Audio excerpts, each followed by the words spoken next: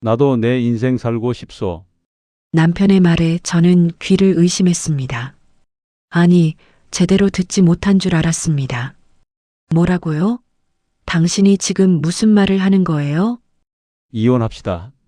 우리 이제 각자 길을 가요. 70세 남편의 입에서 나온 말은 이혼이었습니다. 40년을 함께 산 부부가 이제 와서 이혼이라니요. 제 이름은 김순희, 올해 68입니다. 25에 시집와서 43년을 이 집에서 살았습니다.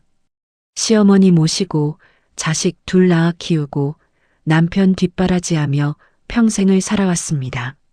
제 인생에서 저를 위한 시간은 단 한 번도 없었습니다. 시집 올 때 남편은 말했습니다. 내가 평생 책임질게요. 행복하게 해줄게요. 저는 그 말을 믿었습니다. 25 총각이 한 그 약속을 진심이라고 믿었습니다. 신혼 초 시어머니는 며느리 교육이 필요하다며 저를 불렀습니다. 우리 집안 며느리는 아침 5시에 일어나 밥을 해야 해. 시아버지 아침 진지 차리는 게 며느리 도리야. 네, 어머님. 빨래는 손빨래로 해. 세탁기 쓰면 옷이 상해. 네, 어머님. 김치는 직접 담가야지. 사 먹는 건 우리 집안 체면이 아니야. 네, 어머님. 저는 고분고분했습니다. 시어머니 말씀이라면 무조건 따랐습니다. 그게 며느리의 도리인 줄 알았으니까요. 남편은 아무 말도 하지 않았습니다. 어머니가 며느리 교육시키시는데 내가 뭘 어쩌겠어요. 그냥 참아요. 참으라는 말. 그게 남편이 제게 한 말의 전부였습니다. 아침 5시에 일어나 밥을 하고 시부모님 진지 올리고 남편 출근 준비시키고 빨래하고 청소하고 장 보고 저녁 준비하고 하루하루가 전쟁 같았습니다. 그렇게 5년을 살았습니다. 5년 만에 딸 지은이를 낳았습니다. 아들을 낳아야 한다는 시어머니의 압박이 시작됐습니다. 첫째가 딸이면 둘째는 꼭 아들을 낳아야지. 우리 집안은 대를 이어야 해.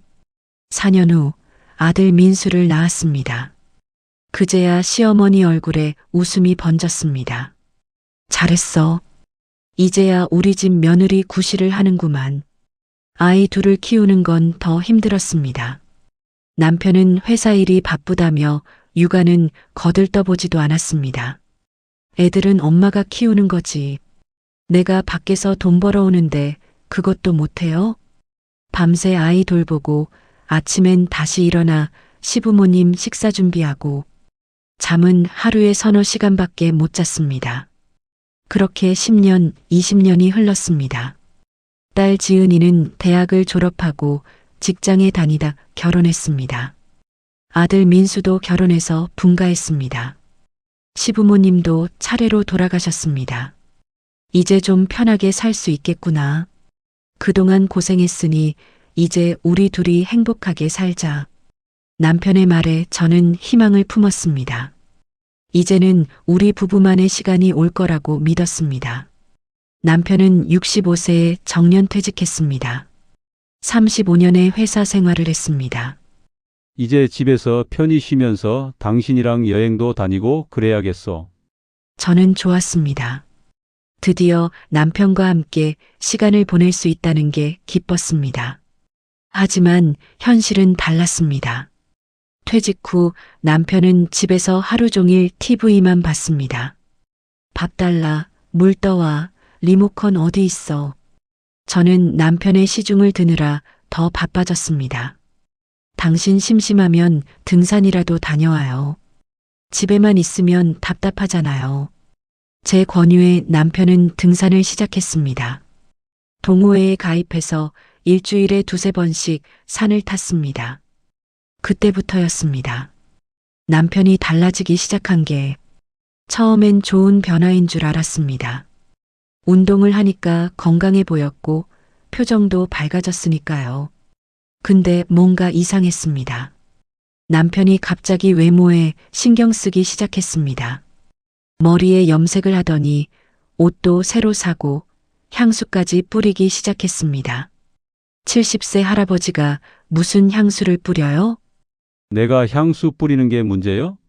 요즘 남자들 다 이래요. 휴대폰에도 잠금을 걸었습니다. 평생 잠금 같은 거 안 하던 사람이었는데 말이죠. 왜 갑자기 휴대폰에 비밀번호를 거는 거예요? 개인 프라이버시도 있는 거 아니요? 부부라고 다 보여줘야 해요? 그리고 점점 늦게 들어왔습니다. 등산 갔다 오면 저녁 먹고 들어오던 사람이 밤 10시, 11시에 들어오기 시작했습니다. 등산하고 동호회 사람들이랑 저녁 먹고 왔어. 뭐가 문제요? 아무것도 아닐 수도 있었습니다. 그냥 제가 예민한 걸 수도 있었습니다. 하지만 직감이 계속 불안을 외쳤습니다. 그러던 어느 날이었습니다. 남편이 샤워하러 가면서 휴대폰을 소파에 두고 갔습니다. 그때 카톡 알림이 왔습니다. 띵! 저는 무심코 화면을 봤습니다. 오빠, 오늘도 보고 싶어요. 어제는 정말 행복했어요. 심장이 내려앉았습니다. 미란? 오빠? 하트?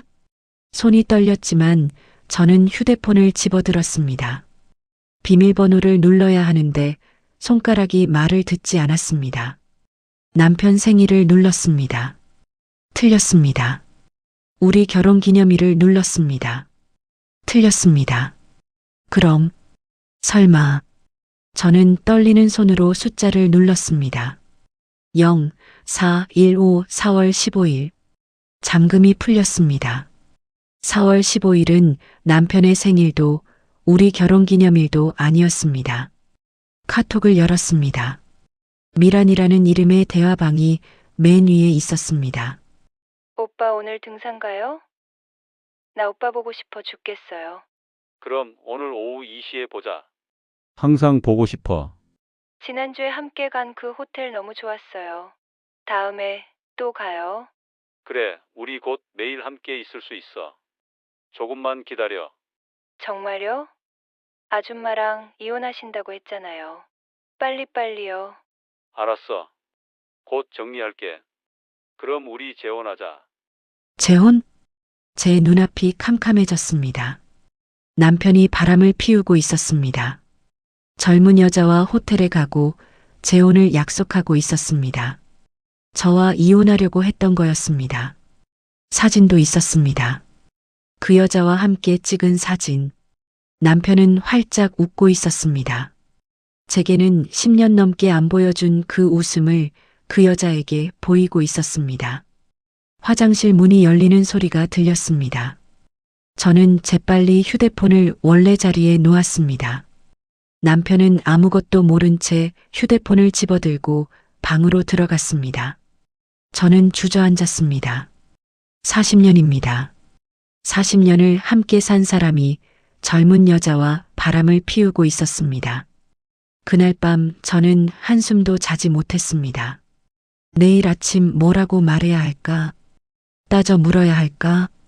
아니면 모르는 척해야 할까? 머릿속이 복잡했습니다. 결국 저는 참기로 했습니다. 혹시 제가 오해한 걸 수도 있으니까 좀 더 지켜보기로 했습니다. 그 후 일주일 동안 저는 남편을 지켜봤습니다. 남편은 여전히 일주일에 3번씩 등산을 갔습니다. 늦게 들어왔고 휴대폰만 들여다봤습니다. 저와는 대화가 없었습니다. 밥 먹을 때도 TV 볼 때도 그냥 같은 공간에 있을 뿐 남이었습니다. 그리고 그날이 왔습니다. 일주일 후 저녁 남편이 먼저 말을 꺼냈습니다. 여보, 할 말이 있어. 무슨 말이에요? 우리 이혼합시다. 심장이 멎는 줄 알았습니다. 알고 있었지만 직접 듣는 건 달랐습니다. 왜요? 갑자기 왜 이혼을 해요? 갑자기가 아니요. 나도 한참 생각했어. 생각을 했다고요? 언제부터요? 우리 이제 나이도 많은데 각자 남은 인생 살면 안 되겠어? 각자 남은 인생?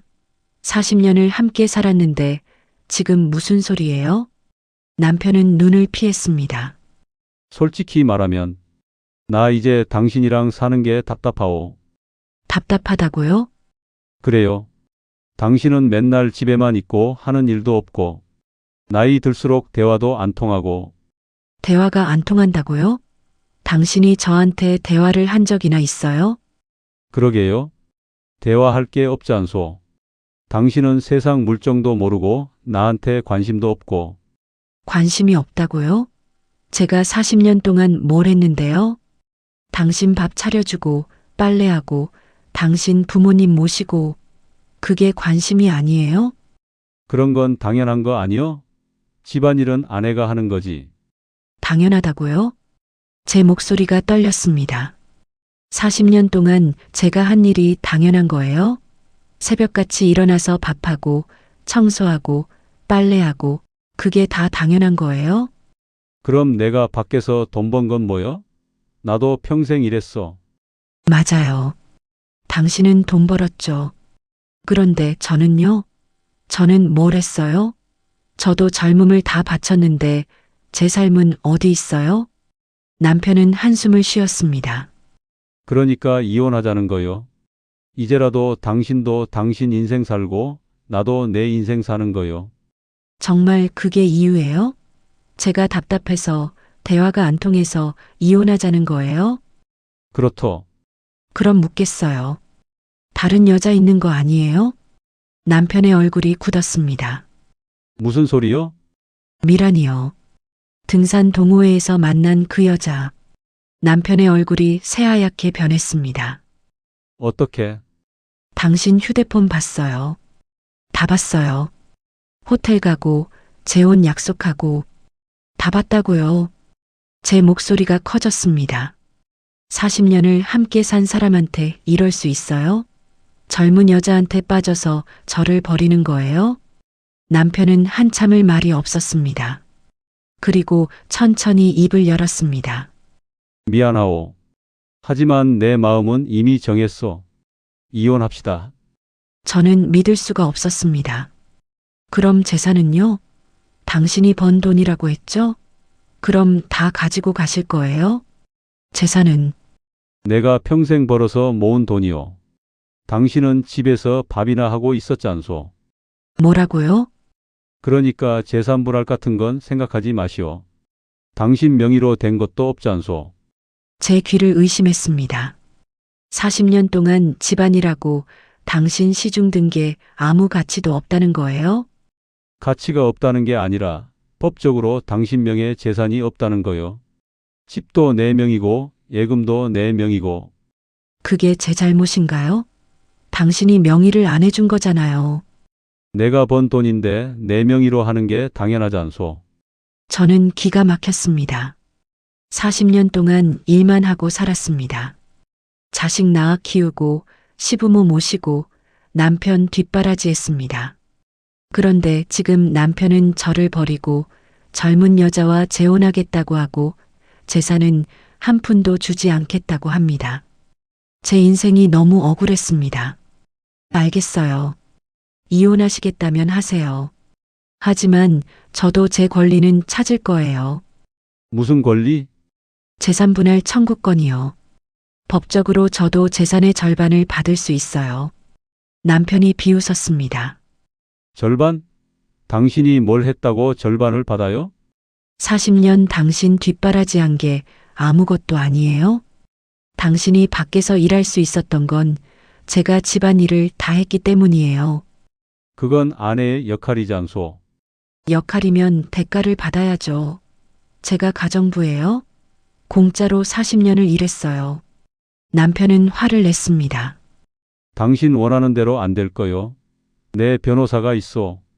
저도 변호사 선임할 거예요. 법정에서 봅시다. 그날 밤 남편은 집을 나갔습니다. 저는 혼자 남았습니다. 텅 빈 집에서 저는 울었습니다. 40년이 무너지는 소리가 들렸습니다. 다음 날 아침 저는 딸 지은이에게 전화했습니다. 여보세요, 엄마야. 엄마, 무슨 일이세요? 목소리가 왜 그래요? 지은아, 엄마가 할 말이 있어. 저는 딸에게 모든 것을 말했습니다. 남편의 외도, 이혼 요구, 재산분할 거부. 딸은 깜짝 놀랐습니다. 뭐라고요? 아빠가 바람을 피웠어요? 젊은 여자랑요? 그래. 그리고 엄마한테 재산 한 푼도 안 주고 이혼하겠대. 말도 안 돼요. 엄마가 40년 동안 희생한 건 어떡하고요? 지은이는 분노했습니다. 엄마, 변호사 선임하세요. 제가 비용 댈게요. 아빠한테 꼭 재산 분할 받아야 해요. 고마워, 지은아. 그리고 민수한테도 전화했어요. 아직 제가 민수한테 전화할게요. 민수도 알아야죠. 30분 후 아들 민수에게서 전화가 왔습니다. 엄마, 누나한테 들었어요. 아빠가 정말 그랬어요? 그래. 하지만 민수의 반응은 달랐습니다. 엄마, 근데 아빠 입장도 이해가 돼요. 뭐라고? 아빠도 인생 한 번인데 사랑하는 사람 만났으면 새 출발할 수도 있는 거 아니에요? 민수야, 지금 무슨 소리 하는 거니?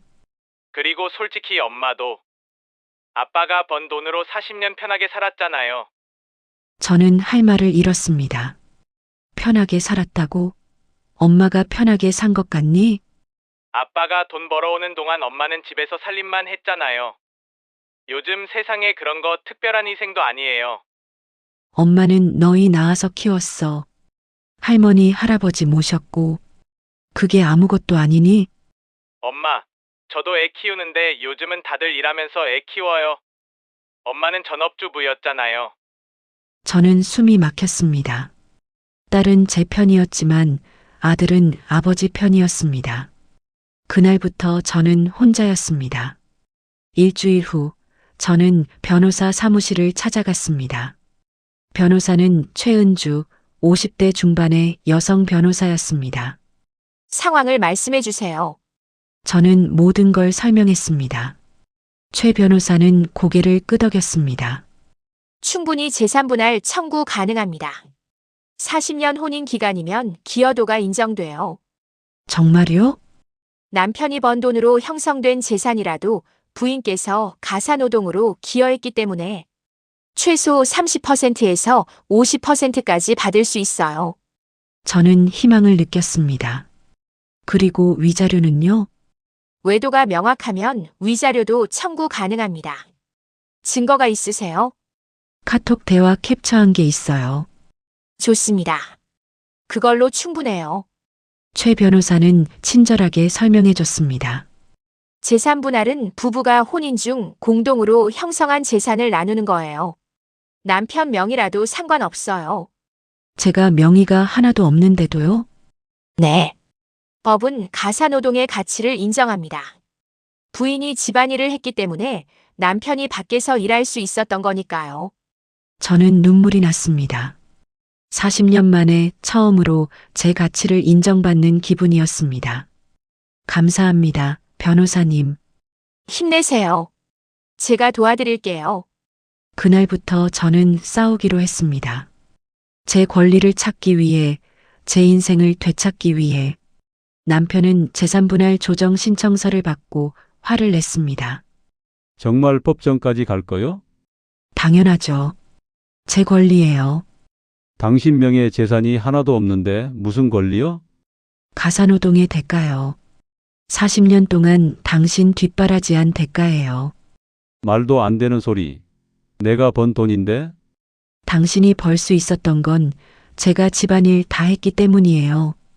2달 후 첫 조정 기일이 잡혔습니다. 조정위원회에서 남편 측 변호사가 말했습니다. 의뢰인이 형성한 재산은 전적으로 본인의 노력으로 이뤄진 것입니다. 상대방의 기여도는 미미합니다. 최 변호사가 반박했습니다. 40년 혼인 기간 동안 상대방은 전업주부로서 가사노동과 육아, 시부모 봉양을 전담했습니다. 이는 법적으로 인정되는 기여입니다. 조정은 결렬됐습니다. 남편은 끝까지 재산 분할을 거부했습니다. 결국 재판으로 갔습니다. 재판 준비 과정에서 저는 증거를 모았습니다. 남편과 미란의 카톡 대화, 함께 찍은 사진, 호텔 이용 내역. 딸 지은이가 사립탐정을 고용해서 남편을 미행했습니다. 사진이 나왔습니다. 남편과 미란이 손을 잡고 걷는 모습, 호텔에 들어가는 모습. 재판날이 다가왔습니다. 재판 전날 밤 저는 잠을 이룰 수 없었습니다. 40년 결혼 생활의 끝이 내일 결정됩니다. 떨렸지만 동시에 각오가 섰습니다. 제 인생을 되찾기 위해 싸우겠다고. 재판 당일 법정에 들어섰습니다. 남편은 건너편에 앉아 있었습니다. 40년을 함께 산 사람이 이제는 적이 되어 있었습니다. 재판장이 입장했습니다. 재판이 시작되었습니다. 원고 측 입장을 말씀해 주십시오. 최 변호사가 일어났습니다. 원고 김순희 씨는 피고와 40년간 혼인관계를 유지하며 전업주부로서 가사노동, 육아, 시부모 봉양 등 가정 내 모든 역할을 담당했습니다. 이는 피고가 안정적으로 경제활동을 할 수 있는 기반이 되었습니다. 따라서 피고 명의의 재산에 대해 원고의 기여도는 최소 50%로 판단되며 재산 분할을 청구합니다. 피고 측 입장은요? 남편 측 변호사가 일어났습니다. 피고가 형성한 재산은 전적으로 본인의 경제활동으로 이뤄진 것입니다. 원고는 일반적인 가사노동을 수행했을 뿐이며 이는 부부의 통상적인 역할 분담입니다. 특별한 기여로 볼 수 없습니다. 재판장이 물었습니다. 원고는 혼인 기간 중 경제활동을 한 적이 있습니까? 최 변호사가 답했습니다. 없습니다. 피고의 요구로 전업주부로 생활했습니다. 피고는 인정합니까? 남편이 떨떠름하게 대답했습니다. 그렇습니다만 그건 원고가 선택한 겁니다. 제가 참을 수 없었습니다. 자리에서 일어났습니다. 재판장님, 제가 말씀드려도 될까요? 재판장이 허락했습니다. 말씀하십시오. 저는 선택한 게 아닙니다.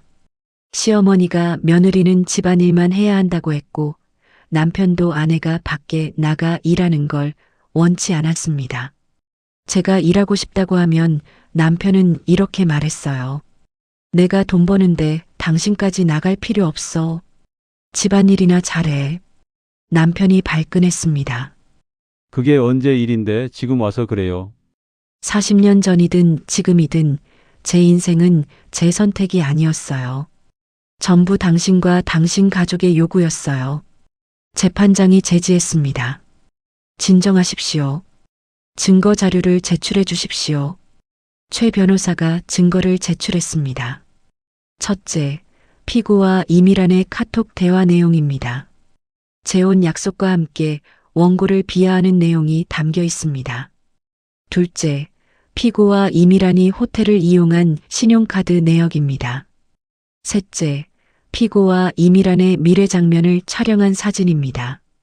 증거 자료가 스크린에 떴습니다. 남편과 미란이 손을 잡고 있는 사진, 호텔에 들어가는 사진, 그리고 카톡 대화 내용. 아줌마, 빨리 정리해요. 나 오빠랑 빨리 결혼하고 싶어요. 알아. 조금만 기다려. 재산은 내가 다 지킬 거야. 재판장이 남편을 쳐다봤습니다. 피고는 혼인 중 외도 사실을 인정합니까? 남편은 한참을 말이 없었습니다. 그리고 작게 중얼거렸습니다. 인정합니다. 법정이 술렁거렸습니다. 그렇다면 위자료 청구는 타당합니다. 재산분할 비율은 어떻게 산정하셨습니까? 최 변호사가 답했습니다. 40년 혼인 기간, 원고의 전적인 가사노동 기여를 고려하여 50%를 청구합니다. 피고 측 변호사가 반박했습니다. 과도합니다. 일반적인 가사노동은 30%가 적정합니다. 재판장이 물었습니다. 원고는 혼인 기간 중 특별한 기여가 있었습니까? 최 변호사가 답했습니다. 시부모를 15년간 모셨고 자녀 2명을 양육했으며 피고의 사업 초기에는 가게 일도 도왔습니다. 남편이 부인했습니다. 가게 일은 잠깐이었어요. 그것도 기여라고 할 수 있어요? 저는 참을 수 없었습니다. 잠깐이라고요? 3년 동안 매일 가게 나가서 손님 응대하고 정리했어요. 당신 혼자서는 못했을 거예요. 재판장이 다시 제지했습니다. 양측 모두 진정하십시오. 재판은 이 시간 동안 계속됐습니다. 양측 변호사의 공방이 이어졌습니다. 마지막으로 재판장이 물었습니다. 원고에게 마지막으로 하실 말씀 있습니까? 저는 일어났습니다. 재판장님, 저는 40년 동안 아내로, 며느리로, 엄마로 살았습니다. 제 이름으로 산 적이 한 번도 없어요. 25에 시집 와서 지금까지 제가 원하는 걸 해본 적이 없습니다. 시어머니가 하라는 대로, 남편이 원하는 대로, 자식들이 필요로 하는 대로 살았어요. 그런데 지금 남편은 제가 한 일이 아무 가치가 없다고 합니다. 집에서 놀았다고, 밥이나 했다고 말합니다. 제 청춘이, 제 인생이 그렇게 가치 없는 건가요? 저는 이제 제 인생을 살고 싶습니다. 68살이지만 남은 인생이라도 제 이름으로 살고 싶어요. 그러기 위해서는 경제적 기반이 필요합니다. 40년 동안 함께 만든 재산의 절반은 제 몫입니다. 부탁드립니다, 재판장님. 제 권리를 인정해 주십시오. 제 목소리는 떨렸지만 또렷했습니다. 법정이 조용해졌습니다. 재판장이 고개를 끄덕였습니다. 양측의 입장을 충분히 들었습니다. 판결은 2주 후에 선고하겠습니다. 재판이 끝났습니다. 법정을 나서는데 딸 지은이가 제 손을 잡았습니다. 엄마 잘하셨어요. 엄마 말 듣는데 저도 울 뻔했어요. 고맙다, 지은아. 남편은 저를 쳐다보지도 않고 나갔습니다. 2주가 길게 느껴졌습니다. 매일 밤 잠을 설쳤습니다. 판결이 어떻게 나올까? 제가 질까봐 두려웠습니다. 딸 지은이가 매일 전화했습니다. 엄마, 걱정하지 마세요. 엄마가 이길 거예요. 그랬으면 좋겠다. 친구 숙자도 위로해줬습니다. 순이야, 넌 잘못한 거 없어. 당당해. 숙자는 저와 50년 지기 친구였습니다. 제 편이 되어줬습니다. 그리고 드디어 판결일이 왔습니다. 다시 법정에 섰습니다. 재판장이 판결문을 읽기 시작했습니다. 재산분할 청구 사건에 대한 판결을 선고합니다. 원고 김순희는 40년간 혼인관계를 유지하며 전업주부로서 가정을 돌보고 자녀를 양육하고 시부모를 봉양했습니다. 이는 피고가 안정적으로 경제활동을 할 수 있는 기반이 되었으며 부부 공동재산 형성에 기여한 것으로 인정됩니다. 따라서 재산분할 비율을 45%로 산정합니다. 제 심장이 뛰었습니다. 45%라니. 재판장이 계속 읽었습니다. 피고 박태수 명의의 부동산, 예금, 주식 등 총 재산 12억 원 중 5억 4천만 원을 원고에게 지급할 것을 명합니다. 또한 피고의 혼인 중 외도로 인한 위자료로 5천만 원을 추가 지급할 것을 명합니다. 총 5억 9천만 원. 저는 믿을 수가 없었습니다. 이겼습니다. 제가 이긴 겁니다. 피고는 판결 확정일로부터 3개월 이내에 원고에게 위 금액을 지급하시기 바랍니다. 판결을 선고합니다. 탕! 망치 소리가 울렸습니다. 저는 그 자리에 주저앉았습니다. 딸 지은이가 저를 안았습니다. 엄마, 이겼어요. 엄마가 이겼어요. 눈물이 쏟아졌습니다. 40년 만에 처음으로 제 가치를 인정받았습니다. 남편은 창백한 얼굴로 법정을 나갔습니다. 법정 밖에서 최 변호사가 축하해줬습니다. 김순희 씨 축하드립니다. 정의가 이겼습니다. 감사합니다, 변호사님. 정말 감사합니다. 그날 저는 딸과 함께 조촐하게 식사를 했습니다. 엄마, 이제 뭐 하고 싶으세요? 글쎄, 아직 실감이 안 나. 엄마 카페 하고 싶다고 하셨잖아요. 젊을 때부터 꿈이었다면서요. 그랬지. 하지만 이제 나이도 있고, 나이가 무슨 상관이에요. 68살이면 아직 젊어요. 시작하세요. 딸의 말이 용기를 줬습니다. 그래, 한번 해볼까? 3개월 후 남편으로부터 돈을 받았습니다. 5억 9천만 원. 제 통장에 처음으로 큰 돈이 들어왔습니다. 그 돈으로 저는 작은 카페를 열었습니다. 위치는 아파트 단지 근처 조용한 곳이었습니다. 인테리어는 따뜻한 느낌으로 했습니다. 나무 테이블과 편안한 의자, 부드러운 조명. 메뉴는 커피와 간단한 디저트. 카페 이름은 순인의 쉼터로 정했습니다. 딸 지은이가 도와줬습니다. 간판 디자인부터 메뉴판까지. 오픈날 친구 숙자가 왔습니다. 순이야, 축하해. 드디어 내 가게를 열었구나. 고마워, 숙자야. 손님들이 하나둘 들어왔습니다. 대부분 동네 어르신들이었습니다. 커피 맛있네요. 인테리어가 아늑해요. 주인 할머니가 친절하세요. 칭찬을 들으니 기분이 좋았습니다. 한 달이 지나자 단골 손님이 생겼습니다. 매일 오시는 어르신, 일주일에 3번씩 오시는 분들. 카페는 제 삶의 이유가 됐습니다. 매일 아침 일찍 일어나 카페로 갔습니다. 청소하고 준비하고 손님을 맞았습니다. 힘들었지만 행복했습니다. 40년 만에 처음으로 제 이름으로 사는 기분이었습니다. 그러던 어느 날 카페에 아들 민수가 찾아왔습니다. 엄마, 민수야, 어쩐 일이니? 민수는 미안한 얼굴로 앉았습니다. 엄마, 죄송해요. 뭐가? 그때 아빠 편들었잖아요.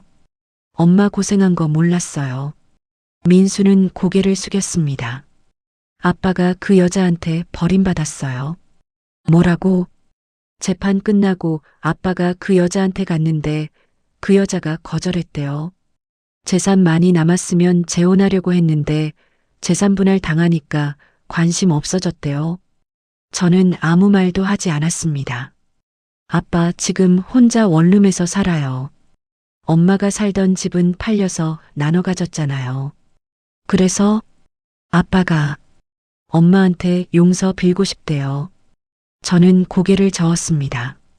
민수야, 엄마는 이제 아빠 생각 안 해. 40년 함께 살았지만 이제는 남이야. 엄마. 그리고 엄마는 이제 행복해. 카페 운영하고 내가 원하는 대로 살고 있어. 그걸로 충분해. 민수는 눈물을 흘렸습니다. 엄마, 정말 죄송해요. 제가 엄마를 이해 못했어요. 괜찮아. 넌 이제라도 알았으니까. 엄마, 뭐 도와줄 거 없어요? 설거지 좀 도와줄래? 민수는 웃으며 일어났습니다. 네, 엄마. 그날 아들은 카페에서 설거지를 도와줬습니다. 어색했지만 따뜻한 시간이었습니다. 그 후로 민수는 일주일에 한 번씩 카페에 왔습니다. 도와주고 이야기하고 함께 시간을 보냈습니다. 딸 지은이도 주말마다 왔습니다. 엄마, 손님 많이 늘었네요. 그러게. 요즘 바빠 죽겠어. 좋은 일이잖아요. 가족이 다시 모였습니다. 다른 형태지만 더 건강한 관계로 1년이 지났습니다. 카페는 안정적으로 운영됐습니다. 수익은 많지 않았지만 생활하기엔 충분했습니다. 더 중요한 건 저는 행복했습니다. 아침에 눈 뜨면 카페에 가고 싶었고 손님들을 만나는 게 즐거웠습니다. 어느 날 오후 단골 손님 한 분이 말씀하셨습니다. 사장님 보면 용기가 나요. 네. 저도 나이 들어서 새로운 일 시작하려니까 겁이 났거든요. 근데 사장님 보면 나이는 숫자에 불과하다는 걸 느껴요. 저는 미소 지었습니다. 맞아요. 나이는 그냥 숫자예요. 중요한 건 하고 싶은 마음이죠. 그날 저녁 집에 돌아와 거울을 봤습니다. 68세 김순희. 주름은 늘었지만 눈빛은 살아 있었습니다. 40년 동안 잃어버렸던 제 모습을 되찾았습니다. 저는 더 이상 누군가의 아내, 며느리, 엄마가 아니었습니다. 저는 김순희였습니다. 제 이름으로 사는 사람. 그리고 그게 가장 행복했습니다. 어느 날 딸이 물었습니다. 엄마, 후회 안 해요? 아빠랑 계속 살았으면 편했을 텐데. 저는 고개를 저었습니다. 아니야. 이혼하길 잘했어. 그때 참았으면 지금도 남의 인생 살고 있었을 거야. 엄마 정말 대단해요. 대단한 게 아니라 내 권리를 찾은 것뿐이야. 그 권리를 찾는 게 쉽지 않잖아요. 그래, 쉽지 않았어. 하지만 해야 했어. 내 인생을 위해서. 지금은 행복하세요? 너무 행복해. 68년 인생 중에 지금이 제일 행복해. 그 말은 진심이었습니다.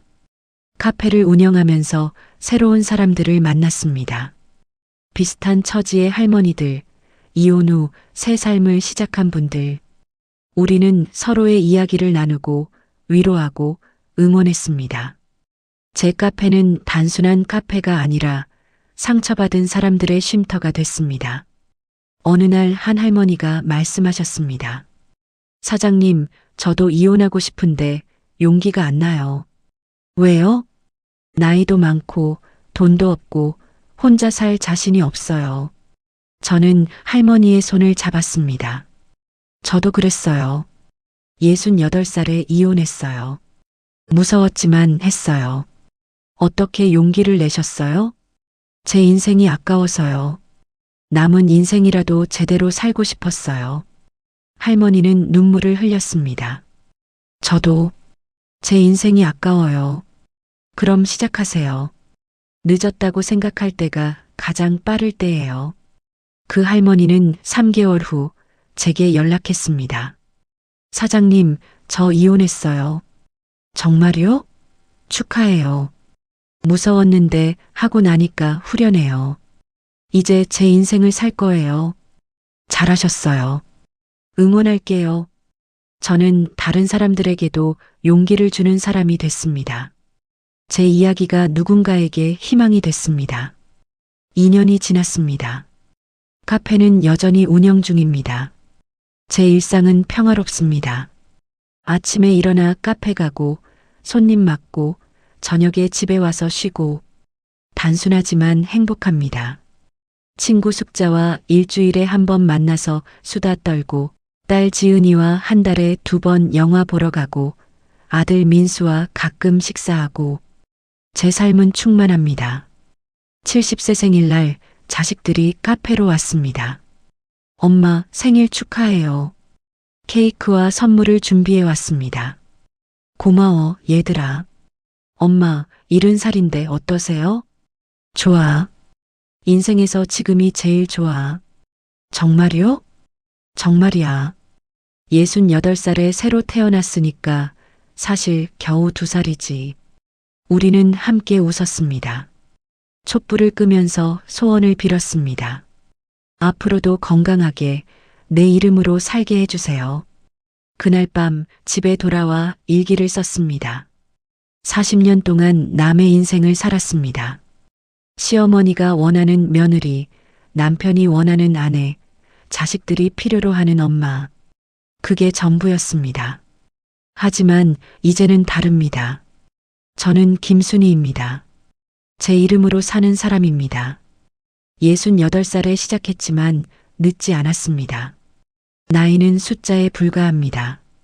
중요한 건 내가 원하는 삶을 사는 것입니다. 여러분도 기억하세요. 언제든 새로 시작할 수 있습니다. 나이와 상관없이 자신의 권리를 찾을 수 있습니다. 그리고 그게 진짜 행복입니다. 저는 40년을 참고 살았지만 이제는 참지 않습니다. 제가 원하는 대로 삽니다.